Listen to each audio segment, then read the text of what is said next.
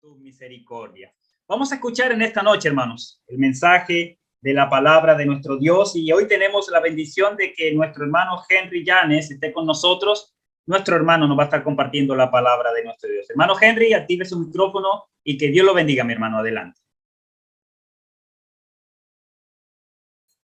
Buenas noches, queridos hermanos. Es un gusto, su servidor Henry Llanes, de la Iglesia de Cristo en Ibarra, Ecuador. Pues envío saludos de los pastores de la iglesia, de los diáconos, de los evangelistas. Estoy muy contento de estar con ustedes y quiero predicar en esta noche el gran mandamiento. En la Segunda Guerra Mundial hubo una persecución de los nazis hacia los judíos, de tal manera que murieron millones de personas.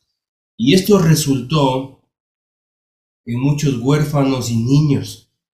Estos niños eran, muchos de ellos, separados de sus padres y sus familiares. Así que en el año 1945 hubo un rabino con el nombre Eliezer Seiber. Este hombre era un judío que lo que quería es devolver a esos niños a sus padres, y viajaba por toda Europa buscando a niños judíos. Esta labor fue impresionante y digna. Ahora, este hombre escuchó que en Francia había un monasterio, y en ese monasterio había muchos niños judíos. Así que viajó para Francia y preguntó, y encontró un lugar, un monasterio católico.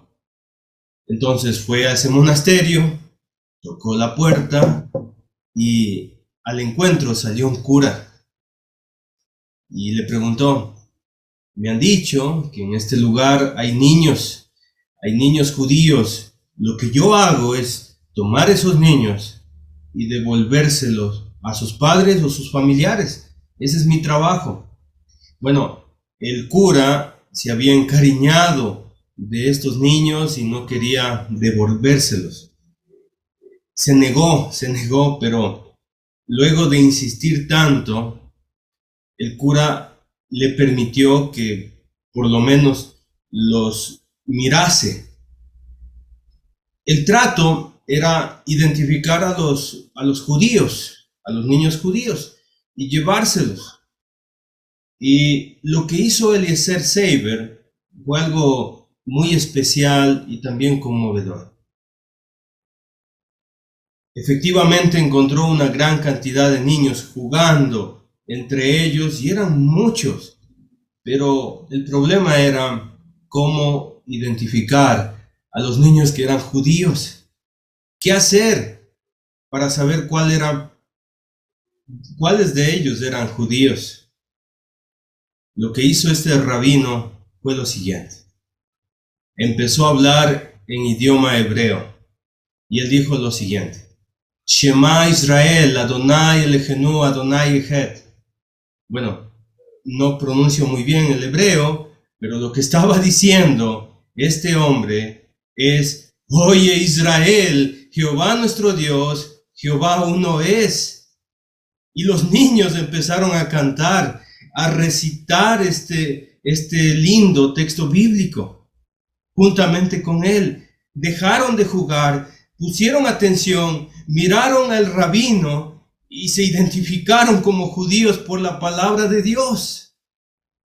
Aunque estos niños habían sido separados de sus padres, aunque ellos tenían, muchos de ellos, padres muertos, la palabra del Señor se había quedado en sus corazones y en su vida. Ellos mismos, hermanos queridos, tenían la ley en su corazón. ¿Por qué? Porque sus padres hicieron algo por sus hijos. Porque desde pequeñitos les enseñaban el libro de Deuteronomio, capítulo 6. Quiero que abra por favor su Biblia en Deuteronomio, capítulo 6, y vamos a leer versículos 4 hasta el versículo 9. Dice el texto bíblico: Oye Israel, Jehová nuestro Dios, Jehová uno es, y amarás a Jehová tu Dios de todo tu corazón y de toda tu alma y con todas tus fuerzas. Y estas palabras que te mando hoy estarán sobre tu corazón y las repetirás a tus hijos y hablarás de ella estando en tu casa y andando por el camino y al acostarte y cuando te levantes, y las atarás como una señal en tu mano y estarán como frontales entre tus ojos y las escribirás en los postes de tu casa y en tus puertas. Es muy bonito esta porción de la Biblia, este párrafo de la Biblia. Empieza este pasaje con la palabra oír. En el idioma hebreo, la palabra oír es Shema. Ahora, oír para el latino, para nosotros los occidentales, es escuchar sonidos que emite una persona o un objeto. Oír, escuchar sonidos. Pero para el judío, Shema es más que oír sonidos.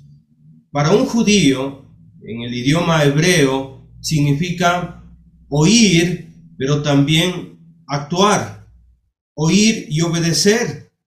Y es interesante que aparece la palabra Shema en muchos textos del Antiguo Testamento, y me gustaría citar algunos.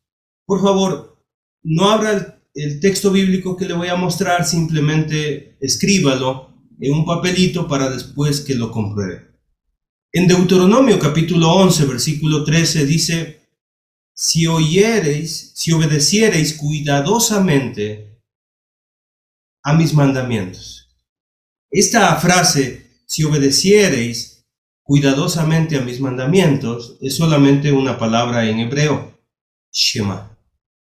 También sucede lo mismo en Éxodo capítulo 24, versículo 7. Es una sola palabra, pero la traducción es: haremos todas las cosas que Jehová ha dicho y obedeceremos. Shema. Es importante esta palabra, amados hermanos.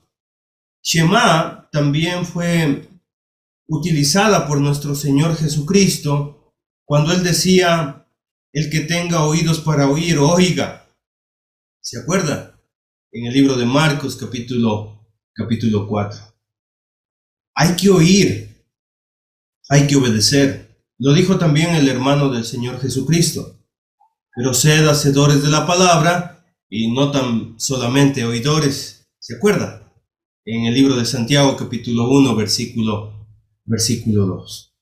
El Señor quiere, hermanos queridos, que empecemos a escuchar. Pero escuchemos y actuemos. Hoy en día los hijos oyen, pero no quieren obedecer. El papá le dice: mijito, ¿ya sacó la basura? ¿Sí me escuchó? Sí, papá, sí te escuché. ¿Pero sacaste la basura? Sí, papá, sí te escuché. No, hermanos, tenemos que aprender el idioma bíblico. El idioma bíblico significa escuchar a Dios, pero también debemos aprender a obedecer a Dios. No solamente significa tener fe en Dios, sino saber que Él es nuestro Dios y obedecerlo. Eso es lo que quiere Dios en nuestras vidas. Entonces, sigue el texto bíblico y dice: oye Israel, o Shema Israel, Jehová nuestro Dios, Jehová uno es. Sí, amados hermanos, nosotros debemos entender que tenemos un Dios, y ese Dios es Jehová, y es uno solo. Sí, amados hermanos, mucha gente no obedece a Dios porque no le conoce, porque no sabe quién es Dios. Si supiéramos quién verdaderamente es Dios, todos obedeceríamos. Todos inclinaríamos nuestro pecho al suelo y adoraríamos, porque Él es Jehová, eterno, Dios todopoderoso. Los niños, desde pequeñitos, debían conocer a Dios, debían saber quién es Dios, el Dios verdadero, un Dios que no habita en imágenes, un Dios que no es como nosotros de carne y hueso. Él es un Dios eterno, todopoderoso. Él es Jehová, el Dios que debe conocer todo el mundo. Oye Israel, Jehová nuestro Dios, Jehová uno es. Y continúa, y amarás a Jehová tu Dios. La palabra amarás es muy interesante también. En hebreo es ahabá, que significa fidelidad. Amar con fidelidad. No solamente es un sentimiento. Yo te amo. No. Tiene que ver con un compromiso de constancia, pero también de fidelidad. Y lo más interesante de todo esto es que, hermanos queridos, amarás está en futuro. Eso me indica que para amar a Dios necesitamos aprender a amar a Dios. Porque usted va a leer el texto bíblico el día de hoy y va a decir, amarás a Jehová, tiempo futuro, y va a leerlo mañana y también dirá, amarás a Jehová. Y si vuelve en un año, también amarás, porque necesitamos aprender a amar a Dios. Debemos aprender, porque amar a Dios es un aprendizaje. El cristiano empieza a amar a Dios cuando escucha el mensaje de la cruz, cuando mira la cruz del Calvario, cuando mira el sacrificio del Señor Jesucristo, decide amarle completamente. Sí, amados hermanos, y aunque pareciera que amamos a Dios muchísimo, todavía no le amamos como merece ser amado. Todavía nos falta amarle porque necesitamos practicar este mandamiento y amarle completamente como Dios quiere que le amemos. Así que la pregunta que debemos hacerlo es, ¿realmente amamos a Dios? ¿Le amamos completamente? ¿Le amamos como Él merece ser alabado y amado? Bueno, lo maravilloso de este texto bíblico es que me enseña 3 intensidades de amar a Dios. 3 maneras que tienen que ver con mi ser para amar a Dios. ¿Está listo? Vamos rapidito a aprender esas 3 maneras de amarle al Señor. Número 1, aparece ahí, de todo tu corazón. Cuando en el Antiguo Testamento se utiliza la palabra corazón, muchas veces se traduce como mente. Es decir, amar a Dios con todo el corazón significa también amar a Dios con la mente. Lo que significa, hermanos queridos, esto es que nosotros vamos a amar a Dios intelectualmente. Es como cuando estamos enamorados. Muchos de ustedes se han enamorado, nos hemos enamorado alguna vez. Entonces el novio, la novia, termina el día y está pensando en su novio. Y el último pensamiento antes de dormir es en su novio. Y cuando se levanta, el primer pensamiento también es su novio. ¿Por qué? Porque es amor. Ahora, el Señor nos pide que nosotros amemos a Jehová con nuestro corazón, intelectualmente. Que nosotros pensemos en el Señor. Debemos amar a Dios de tal manera que nos levantemos pensando en el Señor. En la mañana me levantaré en la presencia del Señor. Y también en la noche me acostaré pensando en el Señor, porque solo el Señor me hace vivir confiado. Porque nosotros, hermanos queridos, debemos amarle a esa intensidad intelectualmente. Mis pensamientos hacen que yo le ame correctamente al Señor. Amar al Señor como Él tiene que ser amado. El Señor está en nuestra mente. El Señor está en nuestros pensamientos, está en nuestro corazón. Eso nos ayudará a dejar cualquier pecado. Porque antes de hacer cualquier cosa, nosotros nos acordaremos del Señor. No puedo hacer esto, como lo dijo José en Egipto. No puedo pecar contra ti. No puedo pecar contra el Señor. Él me está mirando todo el tiempo. ¿Por qué? Porque José tenía a Dios en la mente. Tenía en la mente al Señor. Esa es la primera intensidad. La primera forma que el Señor me muestra. Pero también dice a continuación, de toda tu alma. La palabra alma significa suspiro o la misma vida. ¿Se acuerda cuando el Señor en el Génesis le dio aliento de vida? Es el mismo significado, el mismo sentido. Es decir que, hermanos, nosotros debemos amar al Señor con nuestra vida, con nuestro suspiro.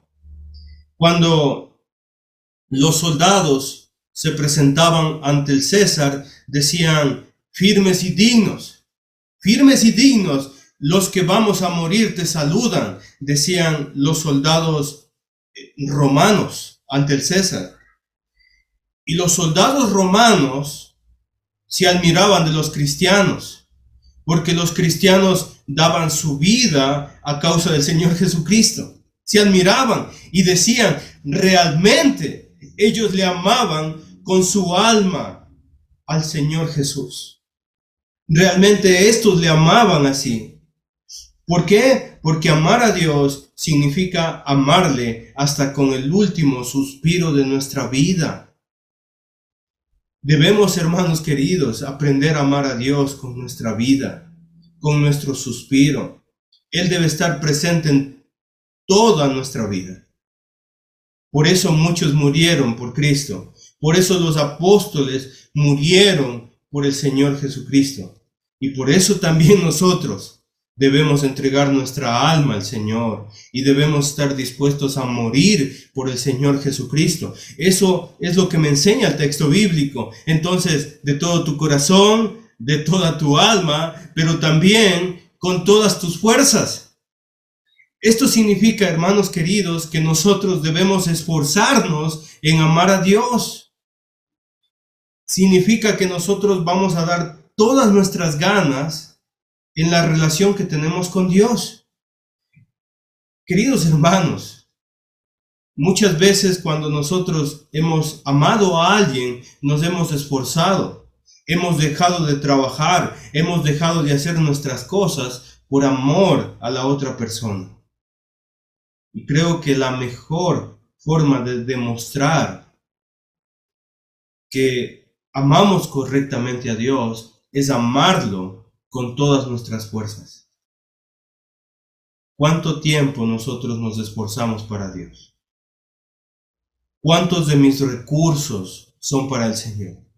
¿Cuánto tiempo me demoro en pasar tiempo estudiando la Biblia para el Señor? Debemos entonces, hermanos queridos, aprender a amar a Dios con todas nuestras fuerzas. No significa que nosotros amemos si nos queda un poquito de tiempo. Si es que tengo tiempo, asistiré al estudio bíblico. Si es que puedo, bueno, iré a reunirme el día domingo. Si es que puedo. No, eso es incorrecto. Nosotros debemos aprender a amar a Dios con esfuerzo.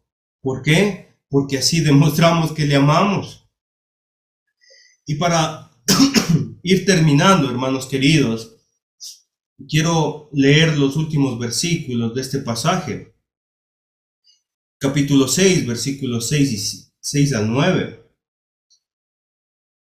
Empecé hablando de niños que llevaban en su corazón la palabra del Señor y recitaban la palabra del Señor, cantaban la palabra del Señor porque le amaban.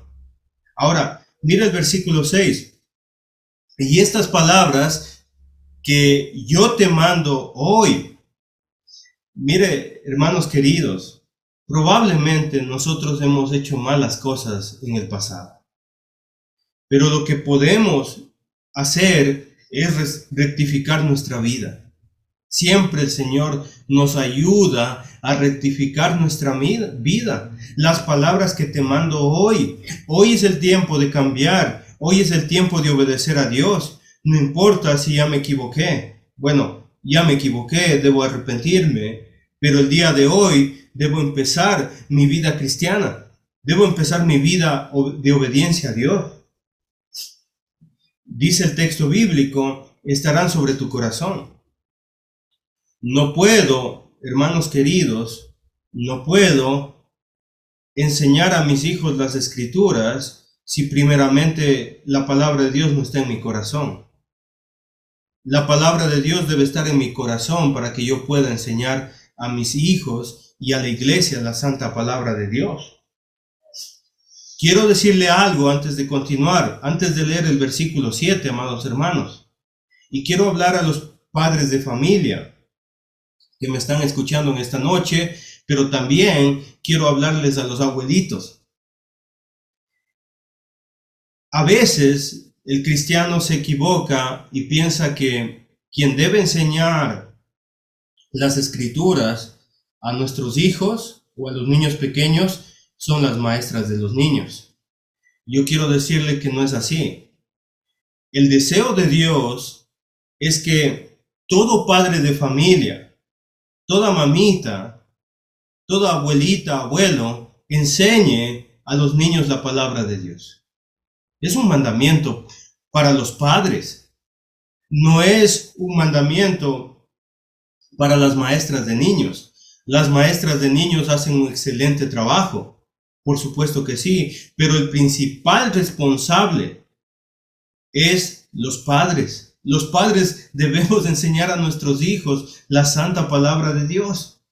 No puede un predicador en una hora, un día domingo, solucionar los problemas familiares. No, querido hermano, el cristiano tiene un ministerio.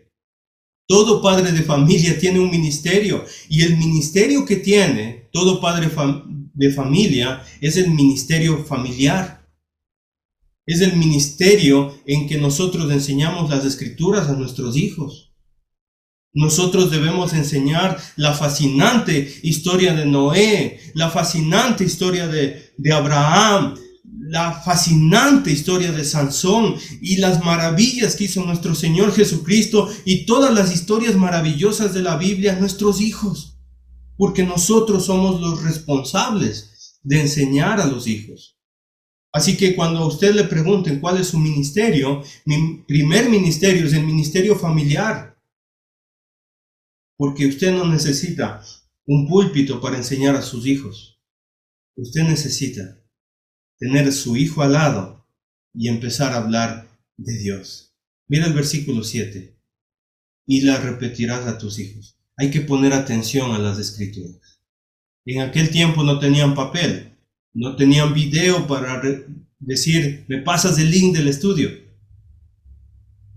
me pasas la grabación. No había nada de eso. Entonces, todo padre de familia estaba atento, cada cual en su lugar, escuchando la palabra de Dios, escuchando y memorizándose. Y mire, cuando regresaba a casa, estaba hablando de la palabra de Dios. Y hablarás de ella estando en tu casa, andando por el camino y al acostarte y cuando te levantes. Siempre hablando de la palabra de Dios. Y el oyente del padre de familia era su hijo, sus hijos. Sí, amado hermano, nuestros oyentes, nuestros mejores estudiantes de cada padre de familia deben ser los hijos. Deben ser los hijos.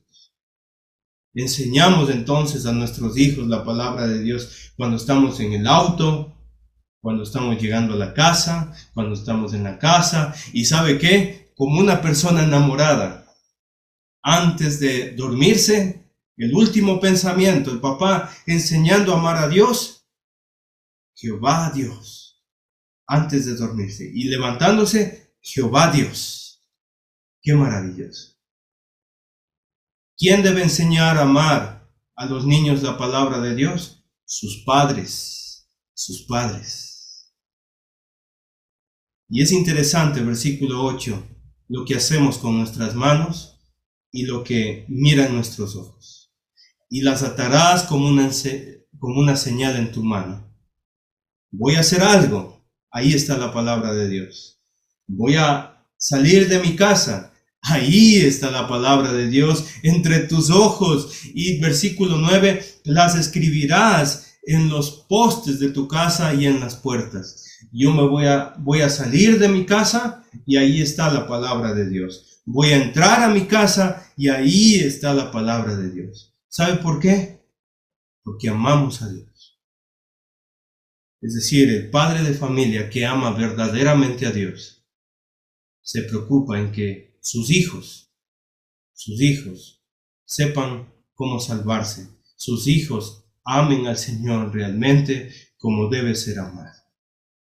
Por eso, Timoteo recibe la instrucción. Ha sabido las sagradas escrituras, ha sabido por medio de su abuela y su mamá, por supuesto, las cuales te pueden hacer sabio para salvación. Lo dice la segunda de Timoteo. Voy a terminar con este proverbio. Proverbio 22:6. Instruye al niño en su camino, y aun cuando fuere viejo, no se apartará de él. Queridos hermanos, me da mucho gusto estar con ustedes. Me siento contento de estar con la Santa Iglesia del Señor y espero que este tema les sirva espiritualmente para seguir adelante y llevar nuestra familia al cielo. Podremos darle a nuestra familia, a nuestros hijos, terrenos, vehículos, profesiones, tercero, cuarto, hasta quinto nivel. Pero el mejor regalo que le podemos dar a nuestro hijo es que aprenda a amar al Señor. Le ame al Señor con todo su corazón, con toda su alma y también con toda su mente. Vamos a orar. Amado Dios eterno, alabamos su nombre y le agradecemos por su santa palabra. Gracias por darnos el libro de Deuteronomio. Gracias, amado Dios, por darnos la oportunidad de poder criar a nuestros hijos y poder encaminarlos hacia la salvación. Queremos amarle correctamente, Señor. Queremos hacerlo bien. Necesitamos su ayuda. Bendíganos, Señor. Ayude a cada uno de los que estamos aquí. Le rogamos en el nombre precioso de nuestro Señor y Salvador Jesucristo. Amén.